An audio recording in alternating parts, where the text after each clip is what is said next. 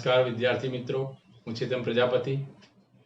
આજે આપણે DYSO deputy section officer તથા ડેપ્યુટી મામલતદારના જે પેપર અગાઉ 8/12/2019ના રોજ પૂછાઈ ગયેલું છે એના મહત્વના પ્રશ્નો આપણે જોઈ રહ્યા છે, જેના અનુસંધાનમાં આજે આપણે જે બાકીના રીઝનિંગના એક બે પ્રશ્નો છે તે સમજીએ, જે ખૂબ જ મહત્વના પ્રશ્નો છે, વેરી મોસ્ટ એમપી, જે જીપીએસસી ક્લાસ 1-2 ની પરીક્ષામાં પણ ખાસ પૂછાય છે। તો આપણે સમજીએ। અહીં તમે જુઓ છો કે પ્રશ્ન આપેલો છે, એમાં 4 પ્રશ્નો પૂછેલા છે, 1 થી 4 પ્રશ્નના જવાબ આપવાના છે। ટૂંકમાં 4 સેન્ટેન્સ આપેલા છે, જેમાં 4 પ્રશ્નો પૂછેલા છે। એ 4 પ્રશ્નો એ કોડિંગ ડીકોડિંગ સાંકેતિક ભાષામાં આપણે કેવી રીતે જવાબ આપી શકીએ તેના પ્રશ્નો છે। મિત્રો, અહીં 4 પ્રશ્નો છે જે ખૂબ જ મહત્વના છે, એટલે આપણે આમાં થોડો સમય લઈએ તો પણ વાંધો ના આવે, પણ એમાં 4માંથી 4 માર્ક્સ કેવી રીતે મળી શકે તે સમજવાનું છે। તો અહીં જે કોડિંગ ડીકોડિંગ છે એની બેઝિક વસ્તુ તો તમે જાણો છો, છતાં આપણે રિપીટ કરાવી દઈએ। અહીં જે સેન્ટેન્સ આપેલા છે એને અનુરૂપ સામે કોડ પણ આપેલા છે। એ કોડના ક્રમ બદલેલા હોય મિત્રો, એટલે એવું ધારવા નથી કે હર એટલે ફો એમ ધારી શકાય નહીં, એના ક્રમ ઉલટા સુલટી હોઈ શકે। સાથે સાથે જે શબ્દનો કોડ પણ શોધવાનો છે, એ પ્રમાણે અમુક સેન્ટેન્સ આપેલા હોય તો એનો કોડ પણ તમે શોધી શકો છો। જેમ કે સેન્ટેન્સ આપેલો છે એનો કોડ શોધવાનો છે ઓપ્શનમાંથી। અહીં 4 પ્રશ્નો છે, એટલે સૌપ્રથમ જે શબ્દો છે એના કોડ આપણે શોધી લઈએ આવા પ્રશ્નમાં, તો આપણો સમયનો વ્યય ન થાય। શરૂઆતમાં પેપર આવેલી ટોટલી A to Z પ્રશ્ન વાંચ્યા પછી કોડ શોધવા બેસો એવું કરવાની જરૂર નથી। આમાં જે શબ્દો છે એમાં કોમન શબ્દો કયા છે અને એનો કોડ સૌપ્રથમ આપણે નક્કી કરી દઈશું, એટલે આપણું કામ સરળ થાય, સહજતાથી થાય।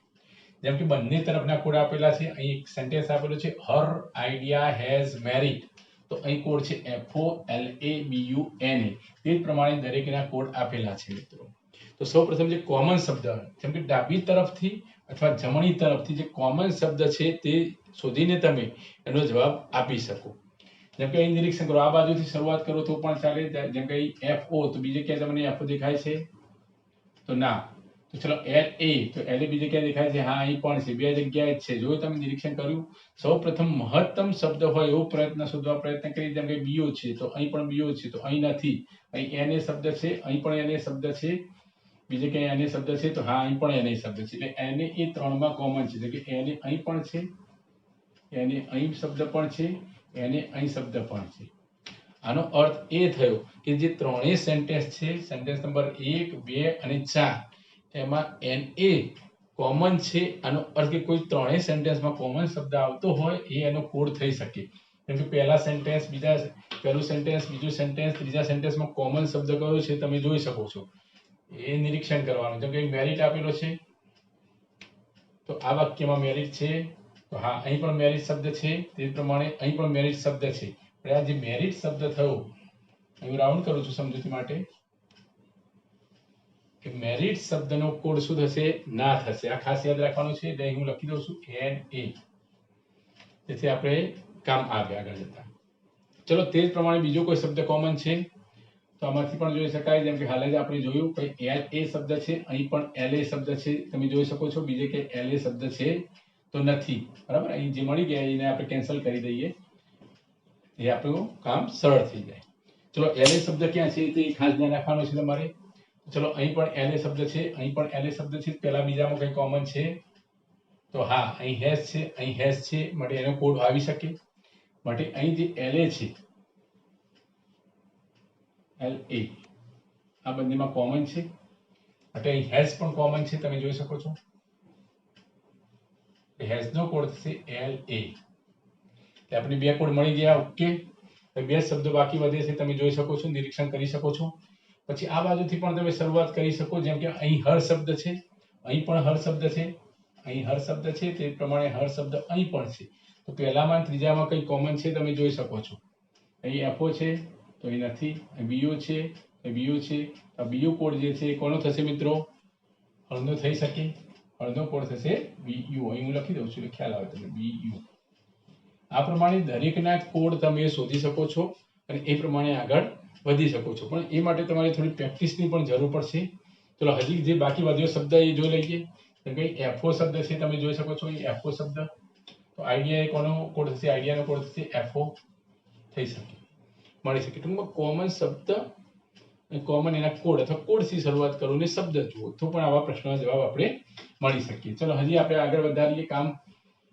જેમ કે અહીં પણ કે છે, તમારી નજર પણ એ પ્રમાણે ફટાફટ તમારે જોઈ લેવા છો. અહીં પણ કે છે, આ બંનેમાં કે કોમન છે.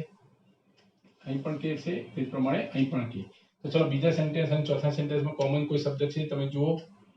અહીં નેમ છે તો નથી, ઇઝ તો નથી, મેરિટ તો આવી ગયો છે ઓલરેડી ત્યાં, તો લિસ્ટ તો અહીં પણ લિસ્ટ છે. તો લિસ્ટ શબ્દ અહીં પણ છે, લિસ્ટ શબ્દ અહીં પણ છે. કે કોડ કોનો થશે? લિસ્ટનો થશે. એટલે લિસ્ટ જોડે કે લખી દઉં છું જેથી ખબર પડી જાય તમને. કે શબ્દ મળી ગયો, કેન્સલ પણ થઈ ગયો. અહીંયા આ શબ્દ કોમન છે. ચલો એના પછીનો શબ્દ જુઓ. અહીં એસઆઈ છે તો અહીં પણ એસઆઈ છે, બંનેમાં કોમન છે. તો આ બંનેમાં કોમન શબ્દ કયો છે તમે જોઈ શકો છો. ડિસ્પ્લેડ છે, અહીં પણ ડિસ્પ્લેડ છે.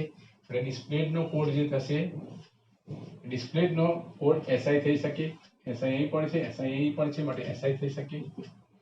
એસઆઈ આપણને મળી ગયો. તો અહીં બિન વધે છે, બિનનો કોડ જો થશે મિત્રો. બિનનો કોડ શું થશે? જો. આ બિનનો કોડ થઈ જાય છે. અહીં આપણે કોડ લખેલા છે, આનો કોડ છે અહીં, એ પ્રમાણે લખી દેવાનું છે. એ બાકી વધે તે ટૂંકમાં એ બધા કોમન થઈ ગયા, તમે જોઈ શકો છો. હવે છે યા અને જો. અહીં યા, અહીં પણ યા છે, અહીં પણ યા છે. જો તો કોમન નથી તો યા કોડ કોનો હોઈ શકે? બંનેમાં કોમન જોઈ લઈએ. અહીં નેમ છે, અહીં પણ નેમ છે, માટે એનો યા થશે, થઈ શકે. વેરી ગુડ, બરાબર, તમે સમજી ગયા યા. તો પછી બાકી શું વધે છે? અહીં જો. તો જો કોડ કોનો હશે? ધ્યાનનો કોડ હોઈ શકે. ધ્યાનનો કોડ જો આપણે લખી દઈએ છીએ, એ પણ થઈ મળી ગયો. અહીં જી ઓ ગો વધે છે, તો ગો કોડ કોનો હશે? ઇઝનો કોડ હોય શકે. તો આ રીતે 4 પ્રશ્નોના જવાબો આપણે ખૂબ જ ઝડપથી આપી શકીશું. કે ફટાફટ આપણે બધાના કોડ શોધી લીધા. એ માટે શાર્પ માઇન્ડ, તમારે શાર્પ થિંકિંગ કરવું પડશે. ચલો હવે પહેલો પ્રશ્ન છે, નીચેના પૈકી કે કોને દર્શાવે છે? તો કે કોડ કોનો છે એ આપણે આમાંથી તમારે સમજવાનો છે. તમે જોઈ શકો છો કે કોડ કોનો છે. તો કે છે, નજર ફેરવી લેવાની છે. લિસ્ટ, એટલે લિસ્ટ આપેલો છે ના, માટે ઉપરના પૈકી એક પણ નહીં. આનો જવાબ આવશે લિસ્ટ. પહેલા પ્રશ્નનો જવાબ આપણને મળી ગયો. ચલો બીજો પ્રશ્ન છે આઈડિયા. આઈડિયાનો કોડ કયો છે? તો અહીં આઈડિયા તમે જોઈ શકો છો, એનો કોડ છે એફઓ. તો એફઓ ઓપ્શનમાં આપેલો છે. તો હા, આ એફઓ એ આઈડિયાનો કોડ છે, એટલે એનો પ્રશ્ન પણ આપણને આવી ગયો જવાબ. ચલો ત્રીજા પ્રશ્ન તરફ ધ્યાન રાખીએ. નીચેના પૈકી કયો વિકલ્પ નેમ હેઝ બીન ડિસ્પ્લેડ દર્શાવે છે? તો બધાના કોડ લખવા પડશે. જેમ કે નેમ, આમાં તમારા નેમનો કોડ અહીં આપણે લખેલો છે યા, મળી ગયો. હેઝ, ચલો હેઝનો કોડ અહીં આપેલો છે લા. બીન, તો અહીં બીનનો કોડ આપણે શોધી દીધો છે જે ઓ. ડિસ્પ્લેડ, ડિસ્પ્લેડનો કોડ અહીં આપણે એસઆઈ લખ્યો છે. તો હવે ઓપ્શન જોઈ લેવાના છે, કયો ઓપ્શન છે? તો યા, તો યા અહીં આપેલા છે, લા આપેલા છે, તો કે નથી, માટે આ ઓપ્શન આવે નહીં. ચલો જે ઓ જો આવી ગયું, એસઆઈ સી આવી ગયું, વાય એ આવી ગયું, એલ એ પણ આવી ગયું, માટે ઓપ્શન બી આપણો આન્સર થશે. ક્રમનું મહત્વ નથી આમાં. ચલો છેલ્લો પ્રશ્ન, ચોથો પ્રશ્ન. નીચેના પૈકી જો કોને દર્શાવે છે? જોનો કોડ કયો છે? તો જો સૌપ્રથમ આપણે જોઈ લેવાનો છે જો. તો આમાં જોનો કોડ આવશે ધ્યાન, જે ઓપ્શન એ છે. જોનો કોડ આવે છે. ઓહો, તો ખૂબ જ ઝડપથી થોડી પ્રેક્ટિસ દ્વારા આવો પ્રશ્ન તમે શોધી શકો. હજી આપણે બીજો 1-2 પ્રશ્નો જે બાકી છે તે થઈ રહીએ. ચાલો નેક્સ્ટ પ્રશ્ન સમજીએ મિત્રો. એક પ્રશ્ન આપેલો છે જેમાં અઠવાડિયા દરમિયાનના તાપમાનની માહિતી આપેલી છે અને 5 વાક્યો છે મિત્રો. અને એ 5 વાક્યોને આધારિત એક પ્રશ્ન છે, નીચેનામાંથી કયો વિકલ્પ સાચો નથી? આનો અર્થ કે એક વિકલ્પ સાચો હશે, બાકીના 3 વાક્યો ખોટા હશે, તે નક્કી થઈ ગયું. કયો વિકલ્પ સાચો નથી? કયો વિકલ્પ સાચો નથી એનો અર્થ કે 3 વિકલ્પ સાચા હશે, આ વાત નક્કી છે. 3 વાક્યો. ચલો સૌપ્રથમ જે માહિતી આપેલી છે તે માહિતી પરથી શું રચના થાય છે તે સમજીએ. પહેલું વાક્ય છે, સોમવારનું તાપમાન મંગળવારના તાપમાન કરતાં ઓછું હતું. આનો અર્થ કે મંગળવારનું તાપમાન વધુ હતું, સોમવારનું એના કરતાં ઓછું હતું. ઓછું આપણે નીચે લખીએ. ચલો બીજું વાક્ય છે, બુધવારનું તાપમાન મંગળવારના તાપમાન કરતાં ઓછું હતું. બુધવારનું પણ મંગળવારના તાપમાન કરતાં ઓછું હતું. મંગળ કરતાં બુધ પણ ઓછો હતો. ચલો એના પછીનું વાક્ય છે, બુધવાર દિવસનો સૌથી ઠંડો દિવસ છે. સૌથી ઠંડો દિવસ એટલે સૌથી ઓછું તાપમાન બુધવારનું હશે. એના નીચે કોઈ આવી શકે નહીં. એને બુધવાર ફરીથી આવે છે, લખવું નથી આપણે. ચલો શનિવાર અઠવાડિયાનો સૌથી ગરમ દિવસ માટે શનિવાર સૌથી વધુ તાપમાન હોય અને વચ્ચે જ બાકી ના આવે. ચલો ગુરુવાર કરતા શુક્રવારે તાપમાન વધુ હતું. ગુરુવાર કરતા શુક્રવારે તાપમાન વધુ હતું તો શુક્રવારનું વધુ આવે ગુરુવાર કરતા. તો આપણી માહિતી આટલી માહિતી આપણા પાસે થઈ ગઈ કે શનિવાર એ સૌથી ગરમ દિવસ છે, બુધવાર એ સૌથી ઠંડો દિવસ છે. બાકીનાની કમ્પેરિઝનમાં મંગળવારનું તાપમાન સોમવાર કરતા વધુ છે, શુક્રવારનું તાપમાન ગુરુવાર કરતા પણ વધુ છે, બરાબર. મંગળવારનું તાપમાન બુધવાર કરતા પણ વધુ છે. તો આ માહિતી ટૂંકમાં જ લખી દેવાની છે ફટાફટ જે માહિતી આપેલી છે. ચલો પહેલું વાક્ય, સોમવારનું તાપમાન બુધવાર કરતા વધારે હતું. સોમવારનું તાપમાન બુધવાર કરતા વધારે હતું તો હોઈ શકે કારણ કે આ ઠંડો દિવસ છે માટે આ વાત સાચી છે. આ તો સાચું વાક્ય છે ટૂંકમાં, એટલે જવાબ આવે નહીં, ખોટું. સાચો નથી એવો પ્રશ્ન છે. ચલો શુક્રવારનું તાપમાન સોમવારના તાપમાન કરતા ઓછું હતું. શુક્રવારનું તાપમાન સોમવારના તાપમાન કરતા, તો શુક્ર અને સોમ વિશે કોઈ ચોક્કસ માહિતી નથી, સ્પષ્ટ કહી ના શકાય, માટે આ વાક્ય ખોટું હોઈ શકે. છતાં પણ કન્ફર્મેશન માટે આપણે બાકીના બે વાક્યો પણ જોઈ લઈએ. જવાબ આમ તો આ જ આવશે, છતાં આપણે ચેક કરીએ. ચલો ગુરુવારનું તાપમાન શનિવારના તાપમાન કરતા ઓછું હતું. ગુરુવારનું તાપમાન શનિવાર કરતા ઓછું જ હોય તો કે શનિવાર સૌથી ગરમ દિવસ છે એટલે ગુરુવારનું ઓછું છે, એ વાત પણ સાચી છે. ચલો ગુરુવારનું તાપમાન બુધવારના તાપમાન કરતા વધારે હતું. હા, એ પણ હોઈ શકે કે બુધવાર સૌથી ઠંડો દિવસ છે એટલે ગુરુવારનું તાપમાન એના કરતા વધારે હોઈ શકે, માટે આપણો આન્સર આવશે બી. બરાબર, તો આ પ્રમાણે ગણી શકાય. નેક્સ્ટ ક્વેશ્ચન સમજીએ મિત્રો. જે રિઝનિંગ નો પ્રશ્ન છે કોડિંગ ડીકોડિંગ નો. કોડિંગ અને ડીકોડિંગ સાંકેતિક ભાષામાં પરિભાષામાં જે એના કોડ આપેલા છે તેને અનુલક્ષીને આપણે પ્રશ્નનો જવાબ શોધવાનો છે. અહીં એક શબ્દ આપેલો છે એન્જિનિયરિંગ. એ જે એન્જિનિયરિંગ નો કોડ અહીં આપેલો છે મિત્રો, તે અનુસાર બીજો એક શબ્દ આપેલો છે ફોરગિવનેસ. એ ફોરગિવનેસ નો આપણે કોડ શોધવાનો છે. એ ફોરગિવનેસ નો કોડ શું થાય? તો જે રૂલ્સ અહીં લાગુ પડશે, જેમ કે આનો કોડ આપેલો છે એન્જિનિયરિંગ નો, અહીં તે મેં લખેલો જ છે ઓલરેડી સમજૂતી માટે, તો એ પ્રમાણે ફોરગિવનેસ નો કોડ શું આવે તે શોધવાનો છે. તો મિત્રો એક તો ઓપ્શન તરફ પણ આપણે નજર માંડી શકીએ જેનાથી આપણું કામ વધુ સરળ થઈ શકે. જેમ કે તમે ઓપ્શનનું નિરીક્ષણ કરો તો HOT, ત્રણેયમાં HOT કોમન છે. ચોથો ઓપ્શન છે ઉપરના પૈકી એક પણ નહીં, બરાબર, એની શક્યતા પણ હોઈ શકે. તો સૌપ્રથમ જે કોમન શબ્દ છે ત્રણ ઓપ્શનમાં HOT, ત્યાં આપણે ધ્યાન કેન્દ્રિત કરીએ. એના સિવાયનો શબ્દ આપણે જોવા પ્રયત્ન કરીએ. HOT શબ્દ, બરાબર, ત્રણેયમાં કોમન છે. ચલો 4 નંબરનો જે શબ્દ છે તે કયો છે? H છે. અહીં કયો છે? I છે મિત્રો, તમે જોઈ શકો છો. અને અહીં પણ H જ છે, બરાબર. એટલે આ બંનેમાં સમાન છે. આ બંનેમાંથી એક હોઈ શકે અથવા આ પણ હોઈ શકે. આપણે ચકાસણી કરવાની છે. તો આપણે શરૂઆત ક્યાંથી કરીશું? તો આપણે શરૂઆત 4 નંબરનો જે અક્ષર છે ત્યાંથી શરૂઆત કરીશું. એટલે પહેલો, બીજો, ત્રીજો અને ચોથો આપણે શરૂઆત અહીંથી કરી શકીએ. અહીં પહેલો, બીજો, ત્રીજો અને ચોથો I. ચલો હવે નિરીક્ષણ કરો.